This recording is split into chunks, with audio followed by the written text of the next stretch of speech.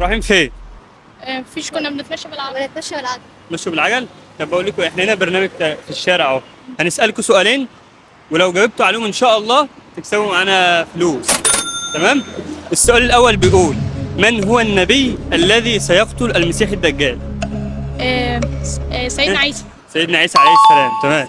السؤال الثاني: من هو النبي الذي تكرر اسمه في القرآن الكريم؟ سيدنا محمد. لا لا ما اعرفش صراحة. مش عارف؟ طب آخر سؤال، آخر سؤال بقى. السؤال بيقول: من هو النبي الذي كان يفهم لغة الطير؟ يعني لو نملة اتكلمت سيدنا سليمان. سيدنا سليمان. ما شاء الله. انتوا بتقرأوا قرآن وكده صح؟ اه عارفين الحاجات دي بيتعلموها في المدارس ولا بيتعلموها فين؟ لا اكيد بنتعلمها في المدارس. انا باخد مع شيخ اصلا. والله؟ حافظ قرآن؟ انا اصلا بشوفك على التيك توك وصوتي حلو، يعني بعرف اقرا قران كويس. بتشوفنا اصلا؟ عارف اللي بتشوفنا على التيك توك؟ اه انت عارف ان انا اصلا بطلع اقابل ناس بتقرأ أيوة، قرآن وكده صح؟ بنشوف. طب ما تسمعنا حاجة كده. ماشي. أعوذ بالله من الشيطان الرجيم. بسم الله الرحمن الرحيم.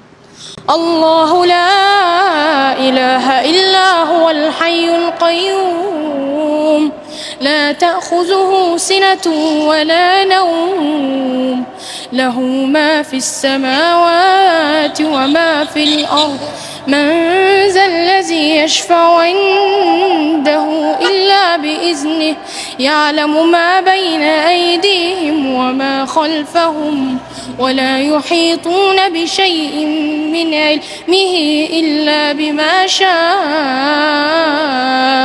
وسع كرسيه السماوات والأرض، ولا يؤوده حفظهما وهو العلي العظيم. صدق الله العظيم. ان شاء الله. امسك كده، خد انت ال 200، خد انت 200، خد انت ال 100. تمام. ويا جماعة اصواتهم ما شاء الله تحفة. والله شكرا يا عم، انا اصلا بحبكم جدا يعني وبتفرج عليكم.